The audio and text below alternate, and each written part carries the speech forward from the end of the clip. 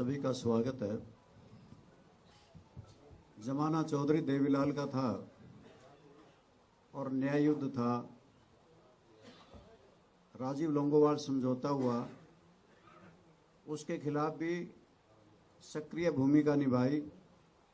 चौधरी देवीलाल 1982 में बहुमत लेकर के आए और उनकी सरकार नहीं बनने दी, तब भी एक बड़ा झटका था।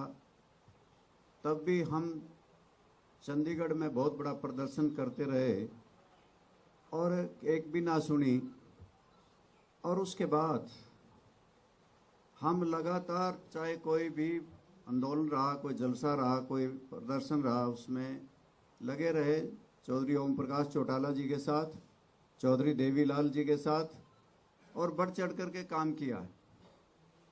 ये ठीक है, परिवार में भी कुछ मतभेद हो जाते हैं। कुछ समय के लिए, 2-3 महीने के लिए ऐसा हुआ कि वो मतभेद हुए और अभय सिंह चौटाला ने ये चैलेंज कर दिया था कि 3 काले किसानों के कानून जो आए हैं, जिसमें एमएसपी नहीं रहेगा, अत्यधिक भंडारण की इजाज़त बड़ी कंपनियों को दे दी और भू के मालिक बड़ी कंपनियां हो जाएंगी। इन्होंने कहा कि मैं 26 जनवरी तक अगर ये वापस नहीं लिए, मैं इस्तीफा दे दूंगा और किसान आंदोलन में कूद जाऊंगा। 26 तारीख आई तो 27 तारीख को इन्होंने अपना इस्तीफा दे दिया और दिल्ली के चारों तरफ किसान बैठ गए और मेरे से भी फ़ोन पे कहा कि आप भी इस बीजेपी को छोड़ दो, क्योंकि किसानों का आंदोलन पीक पे है और इसमें आपकी ज़रूरत है।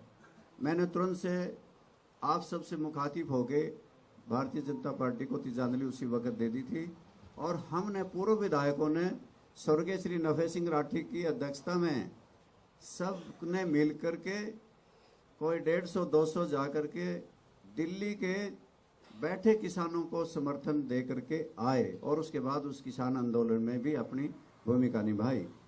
साथियों, आज कुछ ऐसे बातें हैं कि सरकार के कुछ दावे इस प्रकार के हैं, हमारी पारदर्शी सरकार है, 32 से 42 पेपर भेज दिए जाते हैं और फिर ये कह देते हैं कि हमारी सरकार पारदर्शी है। 235 कोऑपरेटिव बैंक में लगा दिए जाते हैं बुला बुला के घर से, और हमारे वहाँ के विधायक पर्चा दर्ज कराते हैं पुंडरीके के मेरे बेटे से पैसे ले लिए, जिसका समर्थन भी भारतीय जनता पार्टी को है। और इसी प्रकार से हमारे नौजवान बाहर जा रहे हैं, विदेशों में जा रहे हैं, ले दे के फौज थी उसमें भी अग्निवीर कर दिए। और इन्होंने ये कहा विशेष तौर से कि किसान के लिए हम आमदनी दुगनी कर देंगे। ना दुगनी हुई, ना स्वामीनाथन योग की रिपोर्ट लागू हो सकी, ना एमएसपी का कानून बना और जीएसटी भी किसानों पर ही ज़्यादा थोपा गया।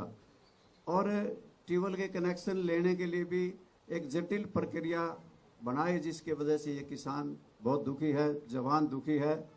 और सरकार कहती है हम पारदर्शी हैं। इस देश में चुनावी बॉन्ड का कितना बड़ा महा घोटाला हुआ है कि या तो ईडी का डर दिखा के या आगे उद्योग स्थापित करने के लिए, धंधे देने के लिए, ठेके देने के लिए इतना चंदा इकट्ठा किया गया, जो चुनावी बॉन्ड का बहुत बड़ा घोटाला आज भारतीय जनता पार्टी ने किया है। और हर जिले में 5 सितारा दफ्तर बने, वो कहाँ से बने? ये बातें जो लगती हैं कि कहते हैं कि हम 400 पार करेंगे, इसका मतलब तुमने ईवीएम मशीन को पहले से सेट किया हुआ है। आज किस प्रकार से कि इनके ऊपर भी प्रश्न चिन्ह लग रहा है कि वीवीपैट के मामले में तो ये खामोश हैं, परंतु इसकी पैरवी जरूर करते हैं कि 400 पार करेंगे। या हरियाणा में भी दावा किया था कि 75 पार करेंगे। 50 हारे थे, 40 जीते थे। इन परिस्थितियों को मद्देनजर रखते हुए कि हरियाणा प्रदेश में कोई व्यवस्था नहीं बदली, ना तो एसवाईएल का पानी आ सका। एसवाईएल का प्रस्ताव सबसे पहले सारे समझौते रद्द करने वाली पार्टी कांग्रेस है। और इसी प्रकार से एक पार्टी और हमारे हरियाणा प्रदेश में आई, उनकी आप पार्टी की गवर्नमेंट पंजाब में बनी। उन्होंने पंजाब की विधानसभा में पहला रेजोल्यूशन ये पास किया कि हम एसवाईएल का पानी हरियाणा को नहीं दे सकते, जो भगवत मान की सरकार बनी है। और इसी प्रकार हमारे हरियाणा में जहाँ एसवाईएल सूखी है, वहीं पे हांसी बुटाना नहर भी सूखी पड़ी है। और ये लोग कहते हैं कि हमने एक समझौता, जमुना जल समझौता 1994 में हुआ था, ये कहते हैं कि हमने राजस्थान को पानी जमुना का देने का समझौता भारतीय जनता पार्टी की सरकार ने किया। अगर बारिश के दिनों में पानी अतिरिक्त था तो वेस्टर्न जमुना में पैसा क्यों खर्च किया जा रहा है कि उसमें अगर ज्यादा पानी होगा तो वेस्टर्न जमुना को देंगे।